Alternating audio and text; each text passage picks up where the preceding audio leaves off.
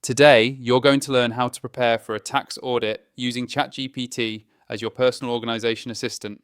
I'll show you step-by-step prompts that help you gather documents, organize your records, and understand what tax agencies typically look for during an audit.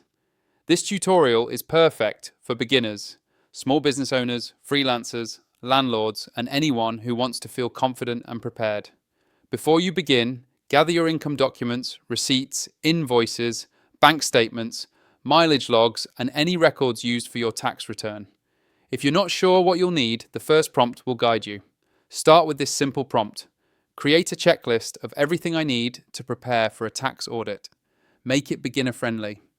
This gives you a complete overview of all documents, statements, and proof you may need. Next, organize your records using this prompt. Help me organize my tax documents into clear categories. Ask me questions and then create labeled folders for income, expenses, deductions, and proof. After responding, you'll receive a clean folder structure you can upload to your computer or cloud storage. If you want to understand what auditors look for, use this. Explain what tax auditors typically check and give me simple examples so I know what to expect.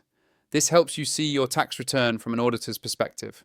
For accuracy, run this prompt. List the common mistakes people make during a tax audit so I can avoid them. This prepares you for questions and prevents unnecessary stress. Finally, create a long-term routine with this. Make a simple monthly or quarterly habit to keep my tax documents audit ready all year. And that's it. Preparing for a tax audit becomes much easier when you use a clear system and keep organized throughout the year. Use these prompts, follow each step, and always confirm important tax details with HMRC or the IRS if you're unsure. Comment down below the topics or challenges you want help with so I can show you the right prompts to get the most out of ChatGPT.